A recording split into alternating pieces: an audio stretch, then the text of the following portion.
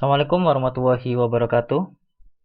Pada video kali ini kita akan belajar tentang penerapan fungsi linier pada ekonomi dan bisnis bagian 2. Jadi saat kalian SMA, kalian sudah mendapatkan materi fungsi linier dan kalian sudah mempelajari bagaimana cara untuk menentukan persamaan sebuah garis atau kurva. Jadi kurang lebih ada dua metode yang bisa digunakan, yaitu metode 2 titik dan metode 1 titik.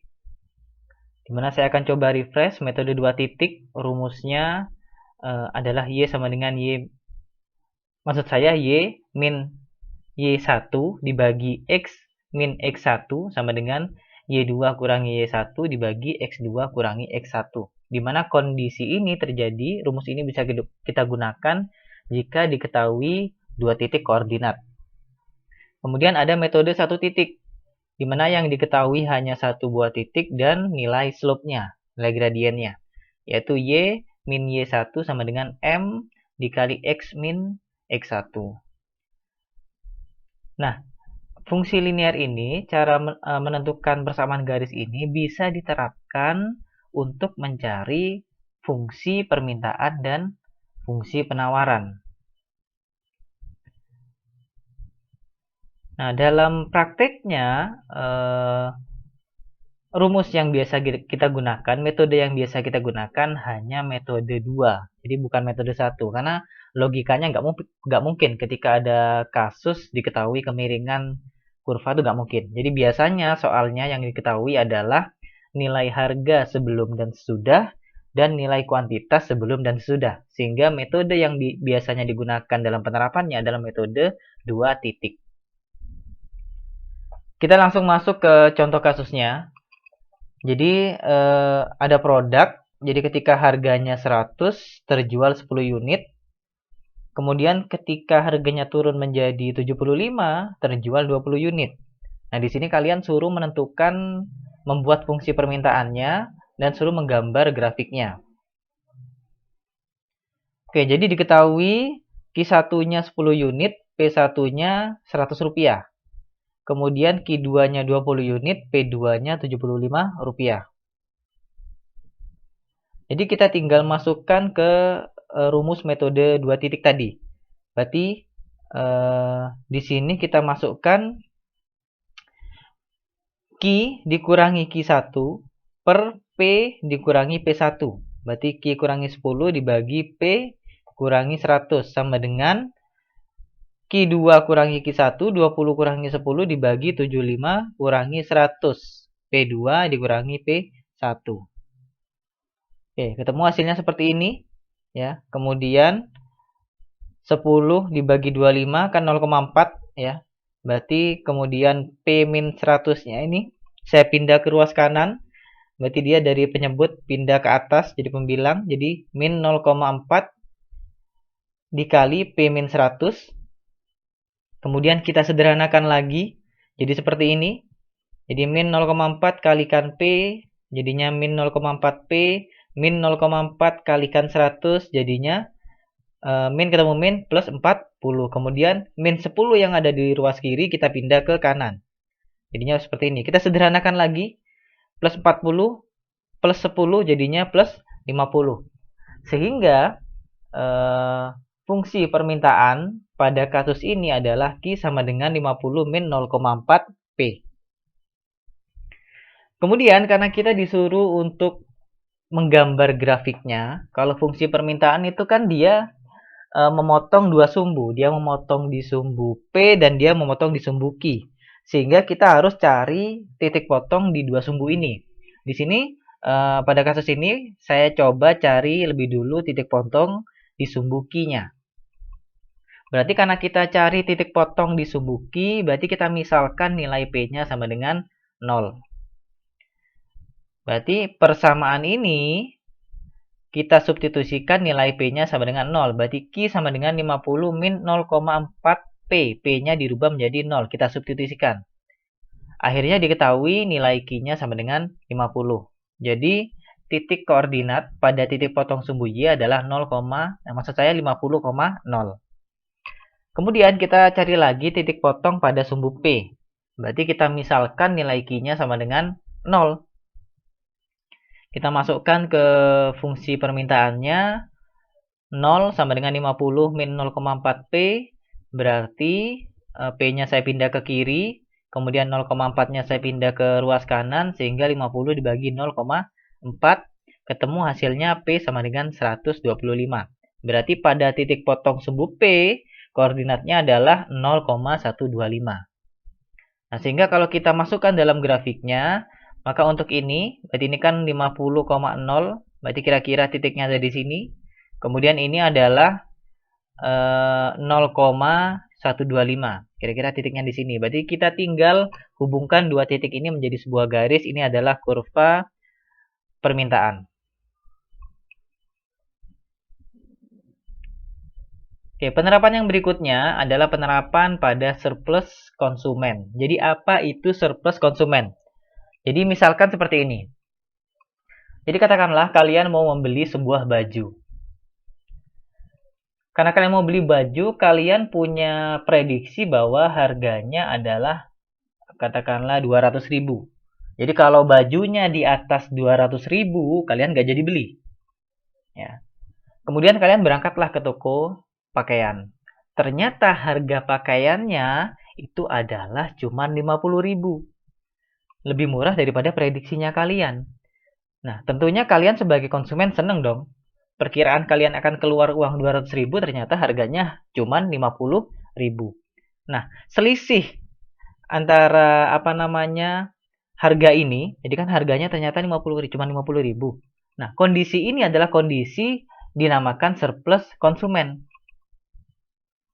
Jadi surplus konsumen itu adalah selisih antara jumlah maksimum di mana kalian itu rela untuk membayar produk tersebut dengan jumlah yang sebenarnya dibayar oleh konsumen. Itu merupakan surplus konsumen.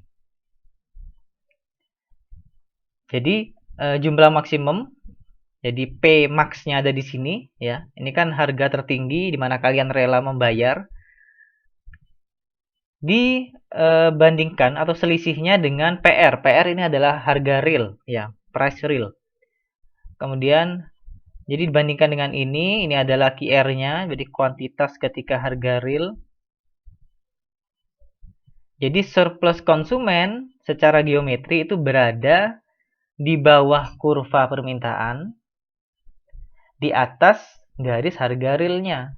Ya, berarti disinilah letak surplus konsumen. Jadi berapa besarnya surplus konsumen? Berarti bisa kita hitung menggunakan rumus luas segitiga.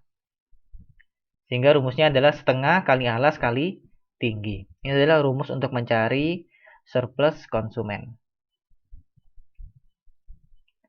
Nah, kita coba praktekkan. Kita masuk ke kasus 6.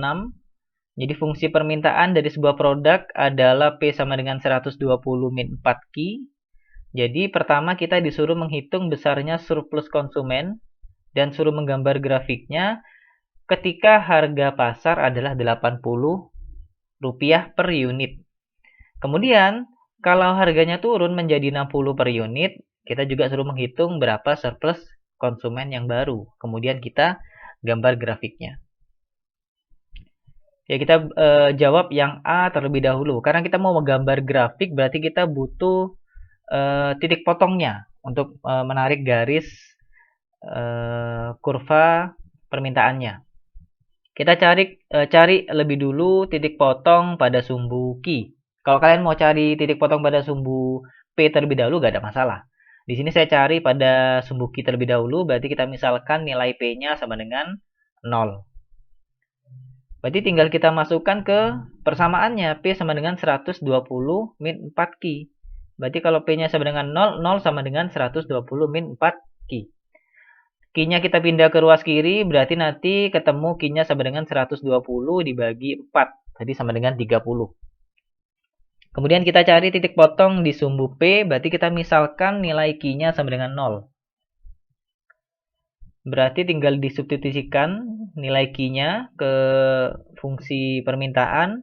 Nanti ketemu nilai P-nya sama dengan 120. Berarti kita sudah punya dua titik koordinat ya.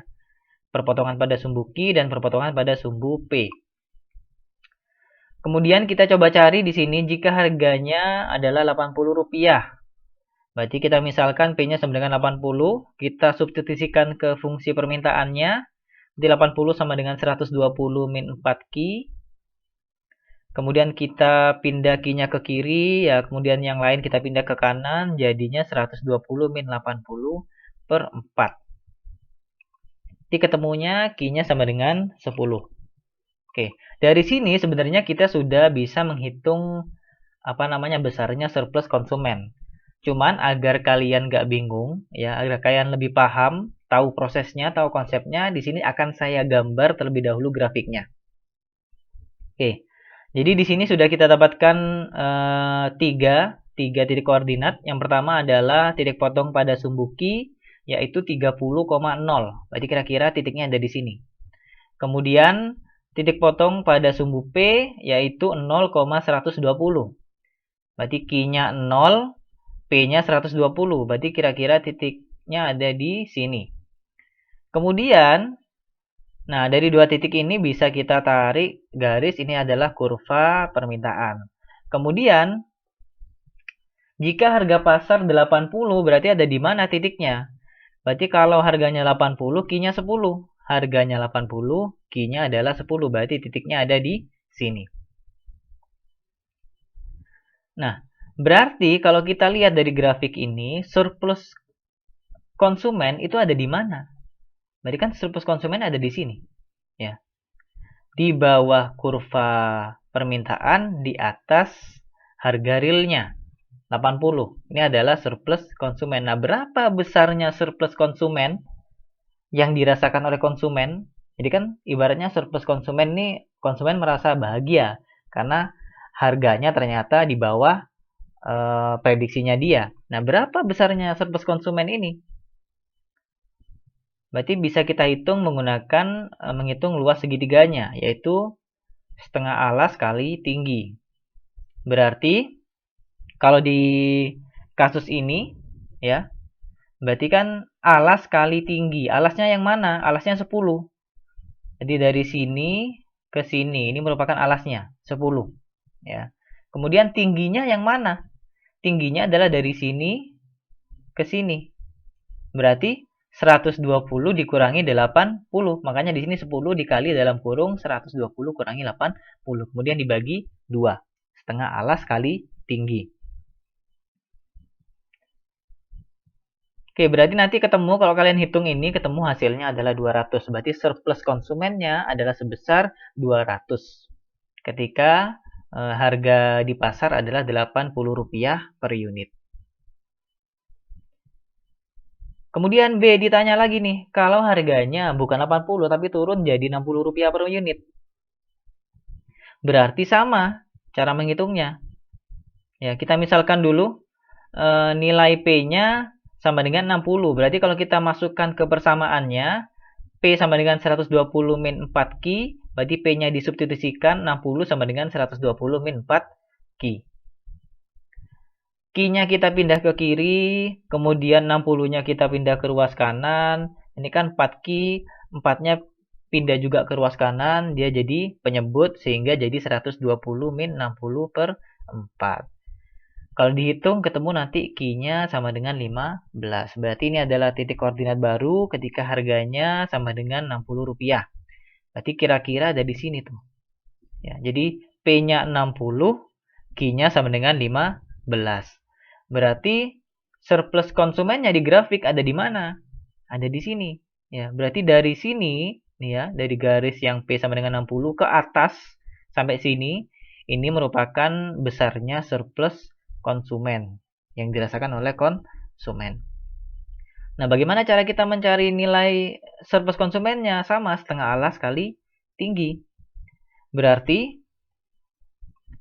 alasnya berapa kalau untuk yang ini? Berarti kan alasnya dari sini ke sini sampai yang hijau ini. Berarti kan 15. Ya, makanya di sini alasnya 15 kali tinggi. Tingginya berapa? Tingginya dari sini ke sini. Berarti 120 dikurangi 60. 120 kurangi 60. Nanti kalau kalian hitung, hasilnya ketemu sama dengan 450. Berarti surplus konsumen yang baru ketika harga per unitnya Rp60 adalah 450. Selanjutnya kita akan belajar penerapan pada surplus produsen. Jadi bagaimana kondisi seperti apa surplus produsen itu? Jadi katakanlah produsen dia kan memproduksi mau jual suatu barang, ini ceritanya ya. Nah, produsen itu dia punya kemampuan untuk menjual katakanlah harganya 50.000. Jadi 50.000 itu sudah harga terendahnya produsen. Dia bisa jual dengan harga segitu, dia dapat laba dari situ. Tapi ternyata kondisi di pasar, entah karena konsumennya orang kaya semua atau dia satu-satunya penjual sehingga dia memonopoli pasar, ceritanya dia bisa jual harga lebih tinggi dari itu. Sehingga produsen tentu seneng dong. Sebenarnya dia bisa jual 50.000, tapi dia karena kondisinya seperti itu dia jual dengan harga 90.000. Nah, kondisi ini merupakan kondisi surplus produsen. Jadi, surplus produsen adalah selisih antara jumlah yang sebenarnya diterima oleh produsen. Jadi, dia jual berapa tuh karena kondisinya seperti itu. Dengan harga terendah yang rela diterima oleh produsen. Jadi kan dia relanya 50.000 saya sudah rela sebenarnya, tapi saya bisa jual dengan harga 90.000. Nah, itu adalah kondisi surplus produsen. Nah, jadi harga sebenarnya, harga realnya nanti selisihnya dengan harga yang rela diterima oleh produsen, harga terendah. Jadi pada grafik ini surplus, ini produsen nih salah ini ya. Ini surplus produsen berada di atas kurva penawaran dan di bawah garis harga real, berarti ada di sini. Nah, karena ini bentuknya segitiga, berarti besarnya surplus produsen bisa kita cari menggunakan luas segitiga, yaitu setengah alas kali tinggi. Kita masuk ke contoh kasus 7. Jadi fungsi penawaran dari sebuah produk adalah P sama dengan 15 plus 3Q. Jadi pertama kalian disuruh menghitung besarnya surplus produsen dan gambarlah grafiknya. Ketika harga pasar adalah Rp60 per unit. Jika harga pasar naik dari 60 menjadi 75, berarti sekarang harganya 75, kalian juga suruh menghitung berapa besarnya surplus produsen yang baru, kemudian gambar grafiknya. Oke. Berarti karena kita mau gambar, kita cari titik potong. Oke, karena ini kan fungsi penawaran. Berarti kalau fungsi penawaran dia dari kiri atas ke kanan bawah. Artinya dia kurva penawarannya hanya memotong pada sumbu P. Sehingga kita cari titik potong pada sumbu P. Kita misalkan nilai Q-nya sama dengan 0. Berarti kita masukkan, kita substitusikan Q sama dengan 0 ke dalam persamaan ini. Berarti P sama dengan 15 plus 3 kali 0. Q-nya 0. Ketemu hasilnya 15 plus 0 berarti hasilnya P sama dengan 15. Kemudian jika harga pasar Rp60 per unit, berapa nilai Q-nya? Berarti kita substitusikan ke dalam persamaan P-nya sama dengan 60. Di sini saya pindah 3Q-nya ke kiri, kemudian 3-nya juga saya pindah ke kanan lagi sehingga jadi min 15 min 60 per 3. Ketemu hasilnya Q sama dengan 15. Oke, di sini kita sudah punya 2 titik. Ini adalah jumlah titik minimal kita bisa membuat suatu grafik. Oke, kita masukkan ke dalam grafik. Titik koordinat yang pertama adalah 0,15. Titik potong pada sumbu P. Jadi kira-kira ada di sini. Kemudian yang kedua adalah 15,60. Berarti Q-nya 15. Kemudian P-nya 60. Nah, kira-kira ada di sini. Jadi kita tinggal tarik aja garisnya. Ini merupakan kurva penawaran. Oke, di mana letak surplus produsen? Secara geometri di atas kurva penawaran, di bawah harga realnya. Harga realnya kan 60. Berarti di sini adalah surplus produsen. Berapa besarnya? Ya kita cari menggunakan rumusnya. Cara mencari surplus produsen adalah setengah alas kali tinggi. Berarti setengah alas. Alasnya berapa di sini untuk kasus ini? Ini kan alasnya ini. Dari sini ke titik yang hijau ini. Berarti kan 15 alasnya, ya, 15. Kemudian tingginya berapa? Tingginya dari sini sampai sini. Berarti untuk mencari tingginya 60 dikurangi 15. Berarti 15 dikali dalam kurung 60 dikurangi 15. Sehingga ini kalau kalian hitung akan mendapatkan hasil 337,5. Kemudian yang A sudah terjawab, sekarang yang B. Jika harganya sekarang menjadi 75 per unit. Nah, kita juga suruh mencari nilai surplus produsen yang baru. Oke. Berarti kita misalkan ini P-nya sama dengan 75, berarti kita substitusikan ini ke persamaan, sehingga 75 sama dengan 15 plus 3Q. Kemudian 3Q saya pindah ke ruas kiri, 75 saya pindah ke ruas kanan, kemudian 3Q-nya, 3-nya saya pindah juga ke ruas kanan, sehingga menjadi seperti ini. Nanti ketemu Q-nya sama dengan 20. Oke, kita masukkan titik koordinat yang baru ini. Berarti kira-kira ada di sini. Ya. P-nya 75, Q-nya adalah 20. Berarti besarnya surplus produsen pada grafik ini ketika harganya adalah Rp75 per unit adalah di sini. Ya, berarti dari sini sampai sini merupakan surplus produsen pada saat harganya adalah Rp75 per unit. Nah, berapa ini besarnya? Ya, tinggal kita cari menggunakan setengah alas kali tinggi. Nah, berarti alasnya yang mana? Jadi kita menyesuaikan dengan yang baru, yang 75. Berarti alasnya dari sini ke sini. Ya, ke yang ungu ini ya. Berarti alasnya sebesar 20. Di sini, 20. Sama kan 20? Ya. Kemudian tingginya yang ini. Jadi 75 dikurangi 15. 75 kurangi 15. Oke. Ini kalau kalian hitung ketemu hasilnya adalah 600.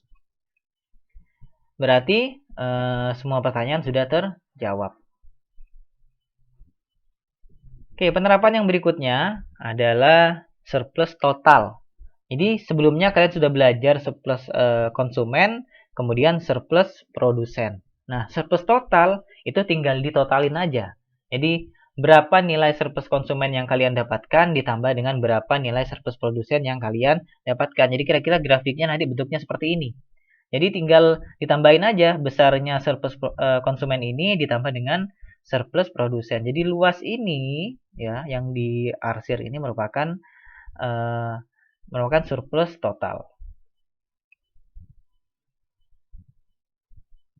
Ya, kita langsung masuk ke contoh kasus. Jadi fungsi permintaan dari sebuah produk adalah P sama dengan 120 min 4Q. Dan fungsi penawarannya P sama dengan 15 plus 3Q. Jadi fungsi ini merupakan fungsi contoh kasus pada contoh kasus 6 dan 7. Sehingga ini sudah kita cari sebenarnya. Kemudian harga pasar berada pada harga equilibrium. Hitunglah besar surplus totalnya. Oke, karena di sini di soal harga realnya belum diketahui, di mana harga realnya atau harga pasarnya itu berada pada harga equilibrium. Sehingga untuk mencari harga realnya kita tinggal mencari menggunakan equilibriumnya. Berarti kan PD sama dengan PS. Kita masukkan persamaannya. Kemudian ini Q-nya saya pindah ke kiri. Sehingga min 4Q, min 3Q, 120-nya saya pindah ke kanan, sehingga 15 min 120.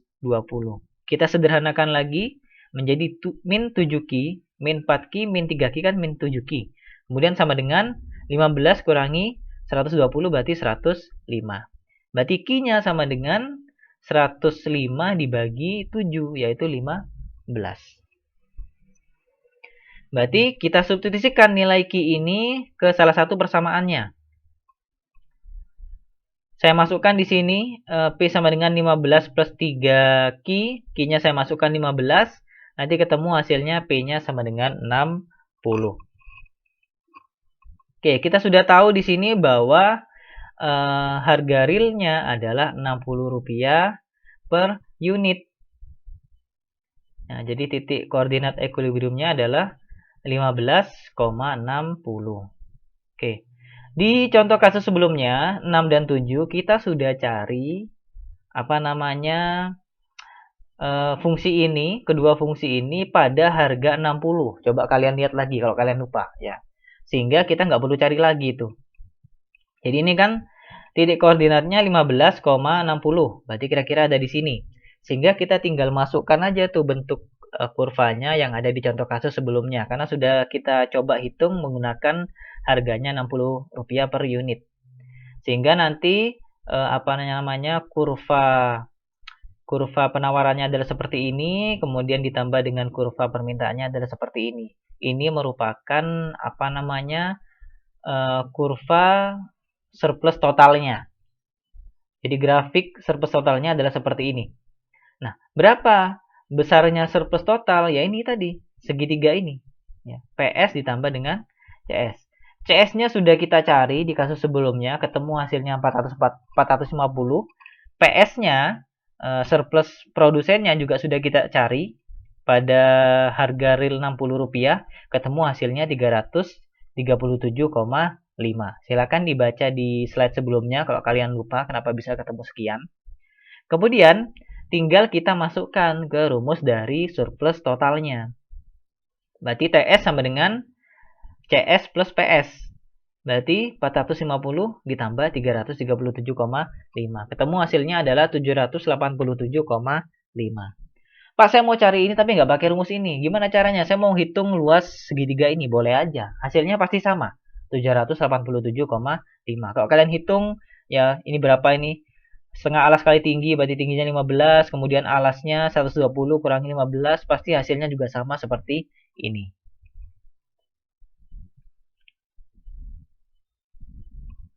Oke, penerapan yang berikutnya adalah penerapan pada pajak pada kondisi keseimbangan pasar. Jadi ini sudah kita pelajari pada video sebelumnya. Ya. Jadi nanti grafiknya adalah seperti ini, di mana ini yang warna oranye adalah kurva penawaran sebelum pajak, yang ini adalah setelah pajak. Jadi bergeser ke atas. Jadi harganya kalau ada pajak tuh harganya akan semakin naik. Nah, di mana letak, pertanyaannya kok sekarang, di mana letak pajak yang diterima oleh pemerintah? Berapa besarnya pajak yang diterima oleh pemerintah? Jadi kalau kita lihat di grafik ini, besarnya pajak yang diterima oleh pemerintah adalah di sini. Ya, ini adalah pajak yang diterima oleh pemerintah. Nah, bagaimana cara carinya? Jadi untuk menghitung pajak yang diterima oleh pemerintah adalah dengan cara besarnya pajak per unit produk dikalikan dengan jumlah barang yang terjual ketika diterapkan pajak. Jadi berapa besarnya pajaknya dikalikan dengan jumlah barang yang terjual setelah diterapkan pajak, itu adalah besarnya pajak yang diterima oleh pemerintah. Kemudian berapa pajak yang ditanggung oleh konsumen? Jadi kalau kalian mau menghitung pajak yang ditanggung oleh konsumen, caranya adalah kalian menghitung selisih antara harga barang setelah ada pajak dikurangi dengan harga barang sebelum pajak dikalikan dengan jumlah barang yang terjual setelah diterapkan yang namanya pajak. Itu kalian akan menemukan beban pajak yang ditanggung oleh konsumen. Nah, untuk menghitung ini produsen ya, ini keliru. Ini beban pajak produsen. Berarti untuk menghitung pajak yang ditanggung oleh produsen, kita tinggal kurangi aja pajak totalnya yang diterima oleh pemerintah dikurangi dengan pajak yang ditanggung oleh konsumen sehingga didapatkan pajak yang ditanggung oleh produsen.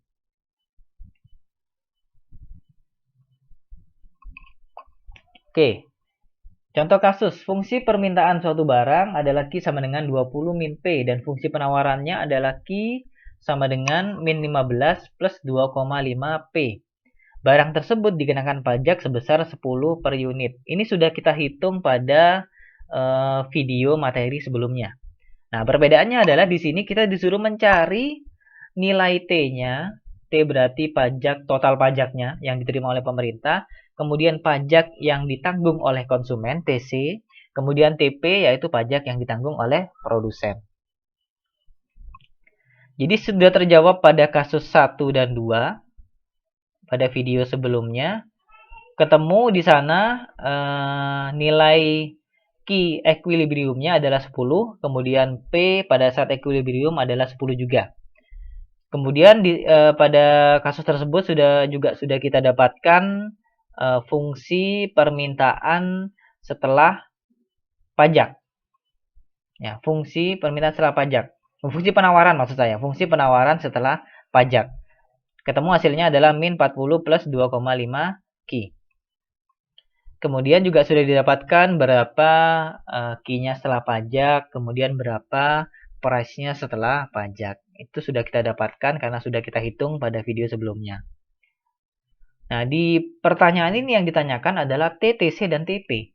Nah, pada grafik ini terletak di manakah pajak yang diterima oleh pemerintah. Jadi pajak yang diterima oleh pemerintah pada grafik ini adalah terletak di sini. Ya, ada di sini. Nah, kita cari nih, berapa besarnya pajak yang diterima oleh pemerintah. Berarti kita kalikan berapa besarnya pajak per unit dikalikan dengan berapa barang yang terjual ketika sudah diterapkan yang namanya pajak. Jadi ketemu nanti T-nya kan 10 per unit. Kemudian Q setelah pajak yang terjual setelah adanya pajak adalah 3, berarti 10 kali 3. Berarti ketemu penerimaan pajak yang diterima oleh pemerintah adalah 30. Nah, dari 30 ini berapa yang ditanggung oleh konsumen? Berarti kita cari harga sebelum pajak. Jadi selisih antara harga setelah pajak, maksud saya, dikurangi dengan harga sebelum pajak. Dikalikan dengan jumlah barang yang terjual setelah diterapkan yang namanya pajak. Berarti 17 kurangi 30, 17 kurangi 30, kurangi 10 maksud saya, 10. Kemudian dikali dengan 3. 3 ini jumlah barang yang terjual setelah diterapkan pajak. Nanti ketemu 7 kali 3 hasilnya adalah 21. Nah, berarti apa namanya?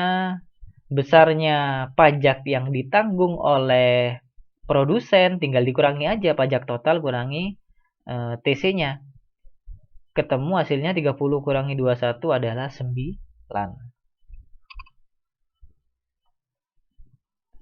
Penerapan yang berikutnya adalah penerapan pada subsidi pada kondisi keseimbangan pasar.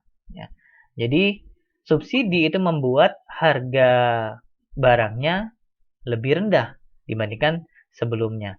Sehingga nanti kurva penawarannya akan bergeser ke bawah. Ya, harganya lebih rendah. P-aksennya lebih kecil dibandingkan harga sebelum subsidi.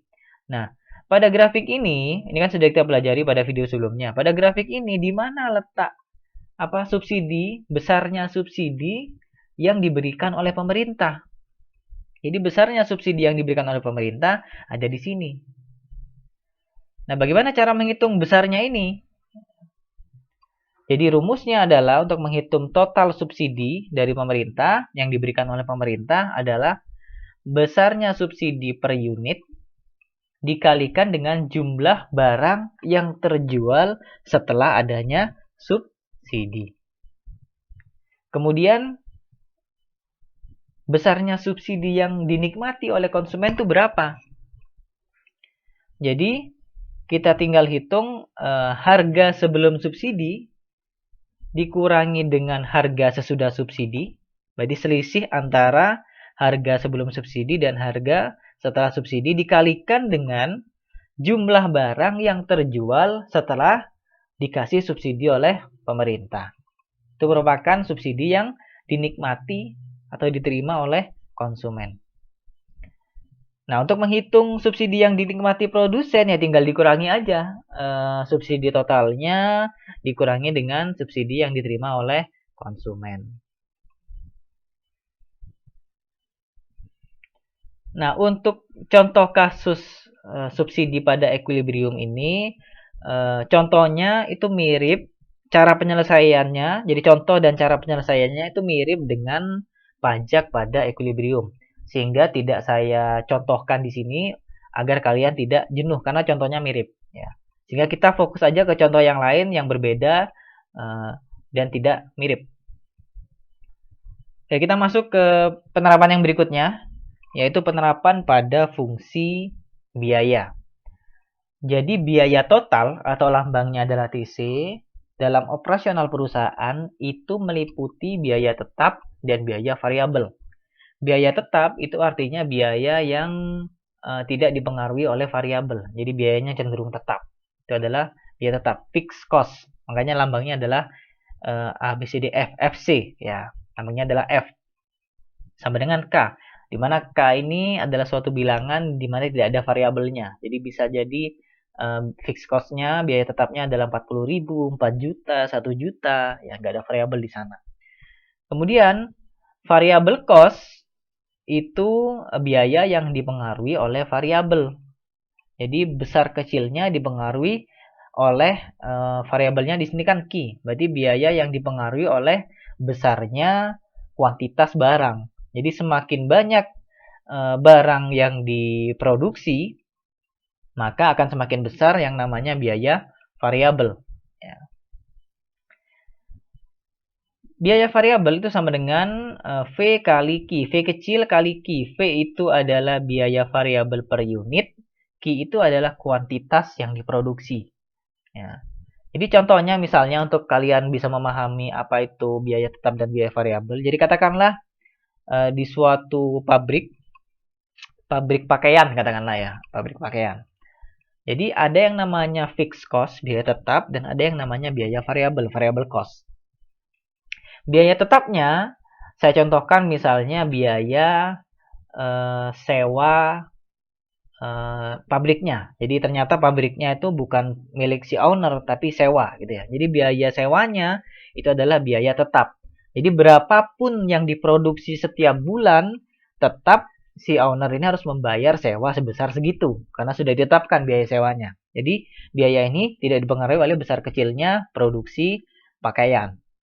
Nah, sedangkan variable cost ini adalah biaya yang menyesuaikan dengan jumlah produksinya. Misalnya, setiap satu pakaian yang sudah selesai diproduksi oleh si karyawan, karena kan biasanya kalau pabrik pakaian itu kan dia padat karya ya, jadi karyawannya ada banyak gitu yang bikin pakaian. Jadi setiap pakaian yang diproduksi, si karyawan akan mendapatkan komisi sebesar misalnya 2.500. Nah, berarti nanti semakin banyak jumlah pakaian yang diproduksi, berarti komisi yang didapatkan oleh si karyawan ini akan semakin besar. Makanya itu merupakan variable cost. Jadi semakin besar jumlah produksinya, biaya variabelnya juga akan semakin besar. Nah, untuk mencari biaya totalnya, berarti ya tinggal ditambahkan aja berapa fixed cost-nya, berapa variable cost-nya.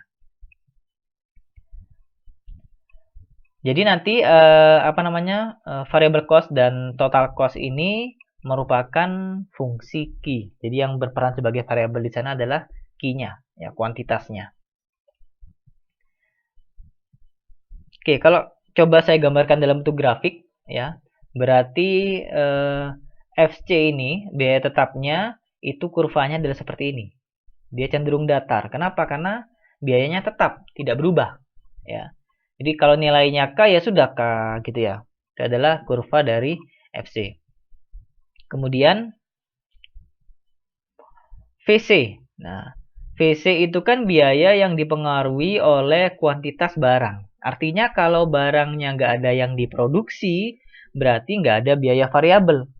Jadi kalau barangnya nggak ada yang produksi, berarti Q-nya sama dengan 0. 0 kali V, 0. Ya, berarti kan dimulainya pasti dari titik 0 untuk kurva variabel cost, biaya variabel. Sehingga nanti bentuk kurvanya adalah seperti ini. Pasti dimulai dari titik 0. Nah, sedangkan TC ini kan FC plus VC. Artinya, katakanlah tidak ada biaya variabel karena nggak ada produksi. Jadi TC-nya tuh pasti dimulai dari sini, dari nilai K-nya. Ya, dari fixed cost-nya. Jadi pasti dimulai dari sini. Kenapa? Karena walaupun nggak ada yang diproduksi, dia kan tetap harus bayar biaya tetap. Biaya sewa gedungnya, sewa pabriknya kan tetap harus dibayar walaupun dia tidak produksi. Makanya dia pasti dimulainya dari sini untuk kurva total cost-nya. Oke, kita masuk ke contoh kasus. Ya, ini kasus 10. Jadi biaya tetap yang dikeluarkan oleh perusahaan adalah sebesar Rp40.000. Sedangkan biaya variabelnya memiliki persamaan VC sama dengan 200 Ki. Kemudian carilah persamaan biaya totalnya. Oke, berarti pertama disuruh mencari persamaan biaya total. Oke. Kemudian berapa biaya total yang dikeluarkan jika perusahaan tersebut memproduksi 500 unit. Kemudian kita juga disuruh menggambar kurva. Oke, kita coba hitung. Jadi diketahui biaya tetapnya adalah 40.000. Oke. Kemudian persamaan untuk variabel cost-nya adalah 200 Ki. Nah, carilah persamaan biaya total. Biaya total kan berarti TC sama dengan FC plus VC. Berarti kita tinggal substitusikan aja. 40.000 ditambah 200 Ki. Kemudian pertanyaan berikutnya, jika produksinya 500 unit, berarti kan tinggal disubstitusikan aja. Berarti kalau produksinya 500 unit, berarti variable cost-nya adalah 200 dikali 500. Berarti variable cost-nya adalah Rp100.000. Untuk total cost-nya, biaya totalnya adalah 40.000. Fixed cost-nya, biaya tetapnya ditambah dengan variable cost-nya. Jadi 40.000 ditambah 100.000. Sama dengan Rp140.000. Oke, dari sini kita coba gambar grafiknya. Berarti di sini untuk biaya tetapnya adalah 40.000. Nah, berarti biaya tetapnya kira-kira ada di sini, ya. C ini kan biaya, 40.000 ini adalah biaya tetapnya. Kemudian jika produksinya adalah 500 unit, berarti Q-nya adalah 500. Nah, kemudian berapakah VC dan TC? Berarti kita coba gambar variabel kurva VC-nya. Q-nya 500. Ya. VC pasti titik yang pertama adalah di sini. Dia mulai dari titik 0. Kemudian ketika Q-nya sama dengan 500, VC-nya adalah 100.000. Nah, berarti C-nya biayanya adalah 100.000. Berarti ada dua titik sudah di sini. Titik yang di titik 0 dan titik yang di sini. Berarti kita bisa tarik ini merupakan kurva dari VC, variable cost. Kemudian untuk buat kurvanya TC, ya, ketika Q-nya 500, C-nya berapa nih? Biayanya berapa TC-nya? 140.000. Berarti kira-kira ada di sini. Berarti kita tinggal buat aja kurvanya karena sudah ada dua titik. Dimulainya kan pasti di sini. Ya. Dia pasti mulainya sama dengan biaya tetapnya. Berarti tinggal kita tarik garis ke atas. Ini adalah TC-nya. Oke, berarti untuk contoh kasus 10 sudah selesai. Penerapan yang berikutnya adalah penerapan pada fungsi penerimaan. Penerimaan itu sama dengan pendapatan, ya. Jadi nama lain pendapatan adalah penerimaan. Jadi penerimaan total atau pendapatan total perusahaan didapatkan dari harga produknya dikalikan dengan kuantitas produknya. Jadi berapa barang yang terjual dikalikan dengan harga barang tersebut, itu merupakan pendapatan yang diterima oleh perusahaan. Di mana nanti TR ini merupakan fungsi Q, berarti yang berperan sebagai variabel adalah Q. Jadi besar kecilnya barang yang terjual itu mempengaruhi besarnya nilai TR.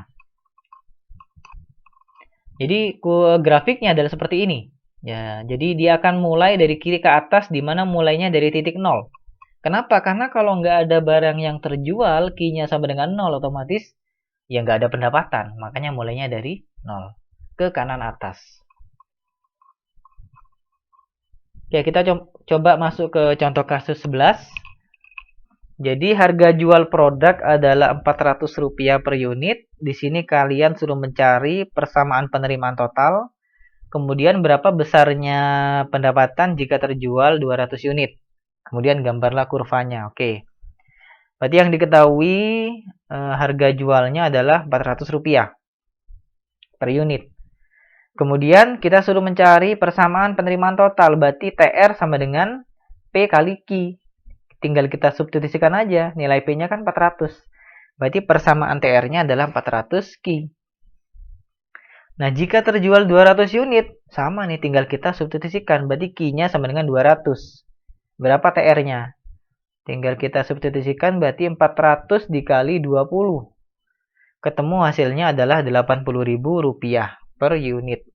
Rp80.000 pendapatan yang diterima. Kemudian kita buat grafiknya, sudah menggambar kurvanya. Oke. Berarti di sini kita dapatkan titik koordinatnya adalah jika terjual 200 berarti Q-nya 200, P-nya 400. Q-nya 200, P-nya 400. Dimulainya dari titik 0. Berarti tinggal kita tarik garis seperti ini. Berarti ini adalah kurva total revenue atau penerimaan total.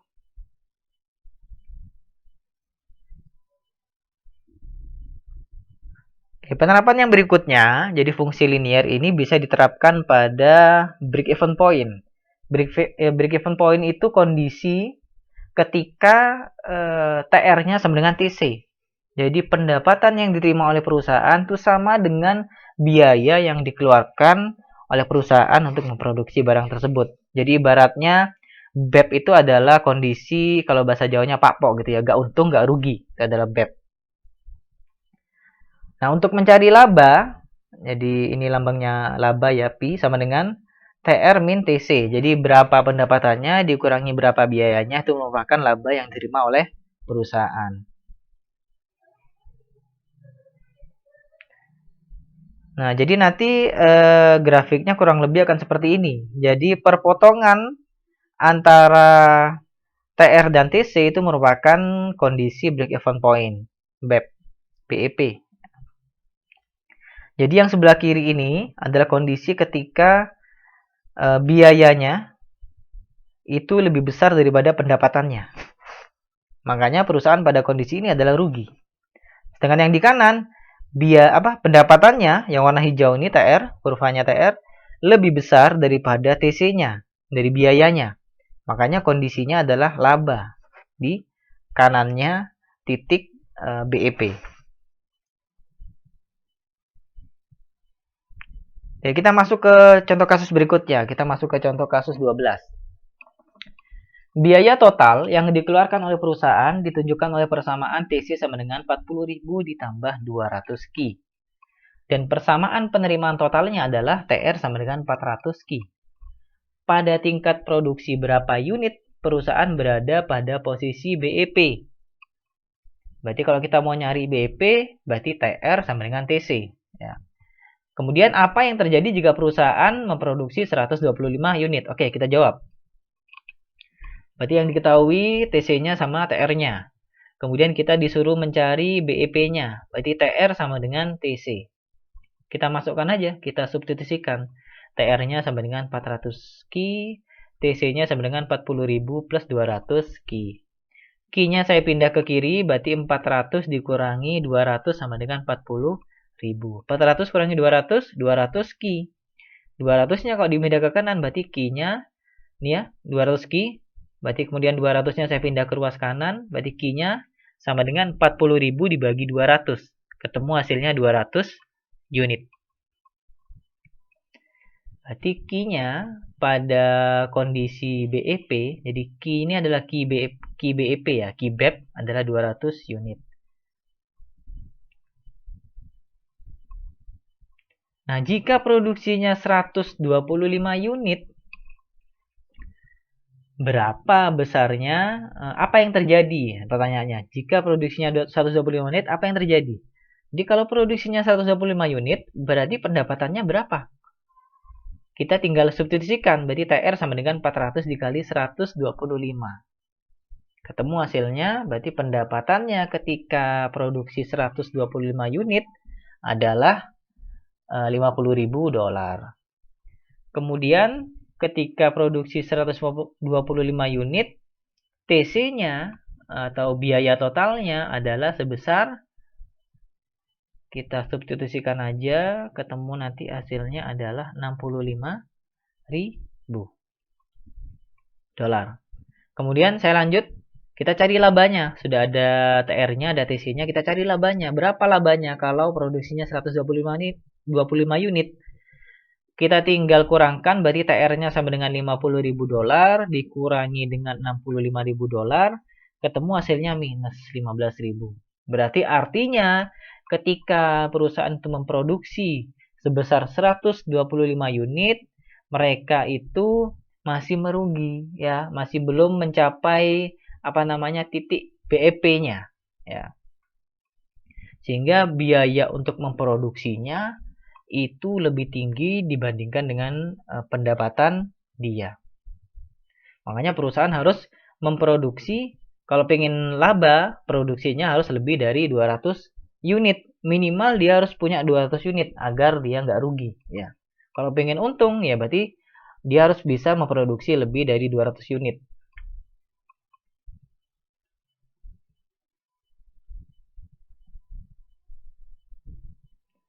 Penerapan yang berikutnya adalah penerapan pada fungsi anggaran. Jadi fungsi anggaran ini dipakai pada teori produksi dan teori konsumsi, ya. Di mana fungsi anggaran ini merupakan kemampuan maksimum yang dimiliki untuk membeli dua macam barang. Jadi bentuk umumnya adalah M sama dengan PX. PX ini adalah harga dari barang X dikalikan dengan X. X ini adalah jumlah barang X-nya. Jadi harga barang X dikalikan dengan jumlah barang X. Ditambah harga barang Y dikalikan dengan jumlah barang Y. Pada teori produksi, M ini itu sama dengan dana atau modal yang dimiliki oleh produsen untuk membeli bahan baku. Biasanya kan kalau produsen belinya bahan baku, ya. Atau disebut sebagai isokos. Kemudian M kalau di teori konsumsi itu adalah pendapatannya konsumen atau budgetnya dia. Dia mau beli dua barang, budgetnya berapa? Itu adalah M pada teori konsumsi. Oke, kita masuk ke contoh kasus. Bentuklah persamaan anggaran seorang konsumen untuk barang X dan Y. Jika budget yang dimiliki adalah 100.000. Berarti dia mau beli barang X, dia mau beli barang Y, budgetnya adalah Rp100.000. Harga barang X dan Y adalah 500 dan 1000. Berarti barang X-nya 500, barang Y-nya adalah 1000.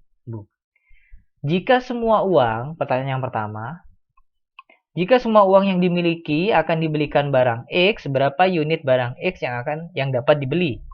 Kemudian, berapa unit barang Y yang dapat dibeli jika hanya membeli 100 unit barang X?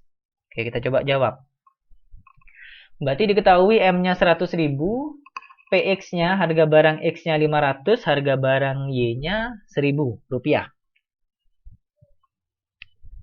Berarti pertanyaan yang pertama adalah yang nggak masuk poin A itu di atas, bentuklah persamaan. Nah, di persamaan anggarannya adalah M sama dengan PX kali X plus PY kali Y. Berarti dimasukkan aja, disubstitusikan. Berarti 100.000 sama dengan 500X, PX-nya kan 500, ditambah 1000Y. Pertanyaan yang pertama, A. Jika semua uang yang dimiliki akan dibelikan barang X. Jika semua budget, M kan budget ya, budgetnya konsumen ini, dia mau mengkonsumsi dua macam barang, X dan Y. Jika budgetnya hanya dibelanjakan barang X. Jadi kalau semuanya mau dibelanjakan barang X, logikanya adalah tidak membeli barang Y sama sekali. Artinya, Y-nya sama dengan 0. Maka pada persamaannya, pada persamaan anggarannya, kita masukkan nilai Y-nya sama dengan 0. Ya, sehingga 100.000 sama dengan 500X. 500X ya. 500-nya saya pindah ke ruas kanan, berarti X sama dengan 100.000 dibagi 500. Ketemu X-nya sama dengan 200 unit. Jadi jumlah barang X yang dibeli adalah 200 unit. Nah, kalau kita beli 100 barang X, ya tinggal disubstitusikan aja. Berarti kan nilai X-nya adalah 100. Berarti kita masukkan ke persamaan yang sudah kita dapatkan di awal. 100.000 sama dengan 500 dikali X. X-nya 100. Ditambah 1000 Y. Nanti di sini bisa kita dapatkan nilai Y-nya. Berarti Y-nya ini 1000 Y-nya saya pindah ke kiri. 100.000-nya saya pindah ke kanan. Ya, saya utak-atik ini. Saya pindah ruas agar lebih mudah. Kemudian ketemu Y-nya sama dengan 50 unit.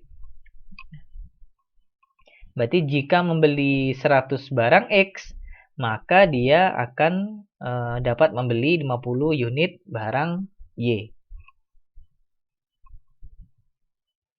Nah, kemudian kita disuruh menggambar grafik. Oh, di sini nggak ada tulisannya ya. Oke. Jadi, kita menggambar grafik tuh setelah itu. Kita sudah hitung kalau dibelanjakan barang X semua, bagaimana kalau beli 100 barang X bagaimana. Kemudian tinggal kita buat grafiknya. Jadi yang di kiri ini, jika Y-nya 0, kan dibelanjakan barang X semua. Maka X-nya 200. Berarti kan dia 200,0 maksud saya, titik koordinatnya. Berarti ada di sini nih, kira-kira titiknya. Ya. 200,0 di sini. Kemudian, untuk titik koordinat berikutnya yang kita dapatkan, X-nya 100, Y-nya 50. Berarti kira-kira titiknya ada di sini. X-nya 100, Y-nya 50. Nah, tinggal kita tarik garis saja dari dua titik ini. Ini merupakan kurva fungsi anggarannya, anggaran konsumen tadi ya.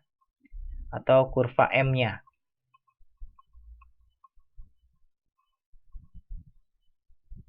Oke, penerapan yang berikutnya adalah penerapan pada fungsi konsumsi dan fungsi tabungan.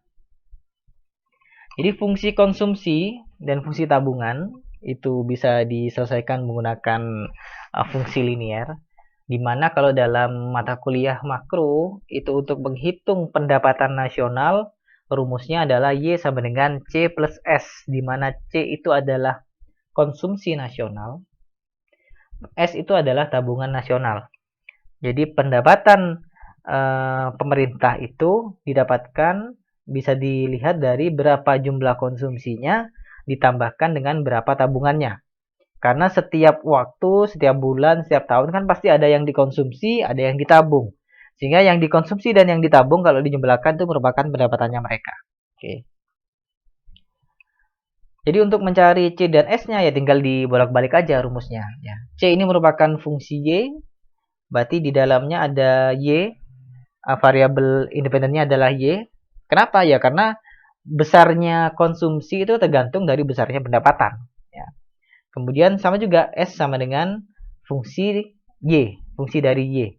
Artinya apa? Artinya jumlah tabungannya itu juga bergantung pada jumlah pendapatannya. Semakin besar pendapatannya, ada kemungkinan jumlah tabungannya juga akan semakin besar.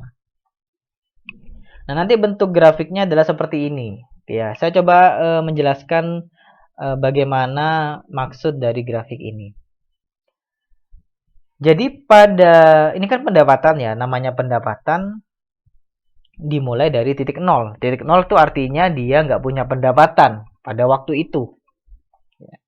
Jadi ketika katakanlah kita pakai frame 1 bulan gitu ya. Jadi pada bulan itu dia nggak punya pendapatan, berarti dia posisinya kurvanya ada titik 0. Nah, ketika dia nggak punya pendapatan, ya, maka nanti nilai C-nya, C itu kan konsumsi. Jadi dia akan mengkonsumsi sebesar A dan nilai tabungannya akan minus A, sebesar A. Jadi sama nilainya C dan S-nya. Jadi kalau C-nya sebesar A, S-nya akan minus sebesar A. Kenapa seperti itu? Karena logikanya, walaupun, jadi katakanlah kalian ngekos di Surabaya gitu ya. Kemudian kalian bulan ini nggak dapat pemasukan, nggak ada pendapatan. Berarti kan pendapatannya 0. Tapi walaupun kalian nggak punya pendapatan, tetap harus membayar uang kos. Sehingga nilai kosnya itu pasti ada, tetap ada. Ya, nilai konsumsinya kan harus membayar kalian. Ya, konsumsinya harus ada. Kalian tetap harus makan. Nggak mungkin kalian nggak punya pendapatan nggak makan. Tetap harus ada yang dikonsumsi, harus ada yang dibeli. Ya, makanya ketika pendapatannya 0, C-nya tetap ada. Dan tabungannya minus, artinya apa? Kalian untuk memenuhi kebutuhan ini, untuk mengkonsumsi tersebut, ya, mengeluarkan konsumsi tersebut harus hutang. Karena mau gak mau harus dipenuhi itu. Artinya apa? Artinya tabungannya bernilai minus karena kalian hutang. Itu maksud dari yang di sini, ya. Kemudian nanti akan ada titik perpotongan antara pendapatan dan konsumsinya. Jadi artinya apa? Artinya pendapatan yang didapatkan itu sama dengan besarnya konsumsi. Sehingga kalau pendapatannya sama dengan pengeluarannya, otomatis tidak ada yang ditabung. Makanya ketika perpotongan antara Y dan C ini, nilai tabungannya adalah 0. Ya, ini adalah maksud dari grafik ini. Nah, ketika nanti di kanan setelah perpotongan dari titik ini, kan pendapatannya melebihi konsumsi.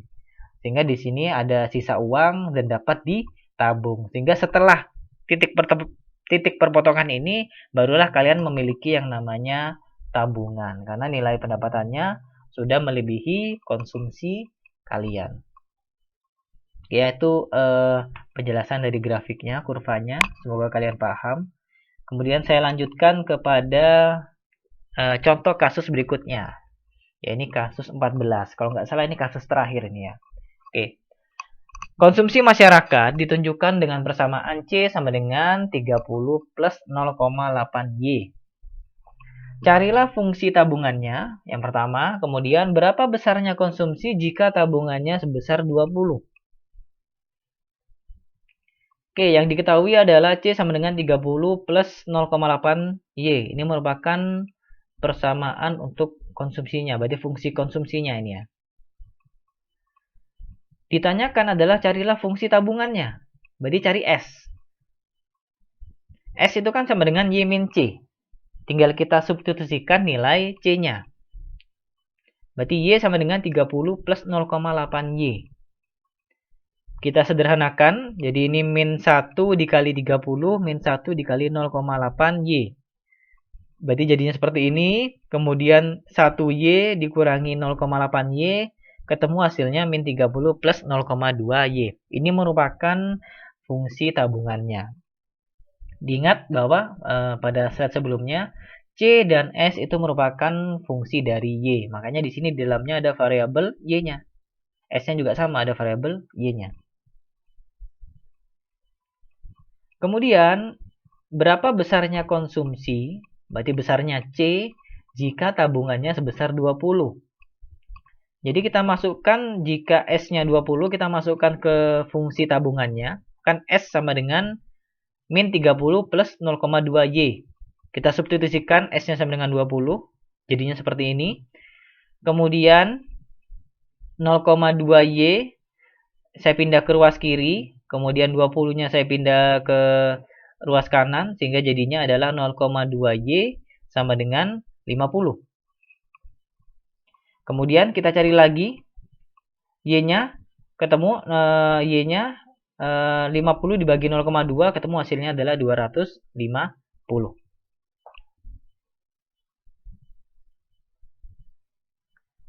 Di sini kita sudah dapatkan pendapatan nasional. Jadi pendapatan nasionalnya adalah sebesar 250. Yang ditanyakan tapi bukan itu. Yang ditanyakan adalah berapa besarnya konsumsi. Ya, tinggal kita hitung aja. Ketika konsumsinya 20, berarti menggunakan rumus ini C sama dengan Y min S. Berarti 250 sudah kita dapatkan nilai pendapatannya, dikurangi dengan berapa yang ditabung. Berarti kita bisa dapatkan berapa yang dikonsumsi. Berarti yang dikonsumsi adalah 230. Oke. Untuk tugas kalian tugasnya adalah membuat grafik dari kasus ini, kasus 14. Itu adalah tugas kalian. Jadi buatlah grafik bagaimana kurva S-nya, kurva C-nya, kurva Y-nya, dia titik koordinatnya ada di mana saja, itu adalah tugas dari kalian. Oke, untuk materi kali ini bisa kalian pelajari di dua buku ini, bukunya Joseph Kalangi dan bukunya Dumairi. Terima kasih untuk materi kali ini. Sekian, wassalamualaikum warahmatullahi wabarakatuh.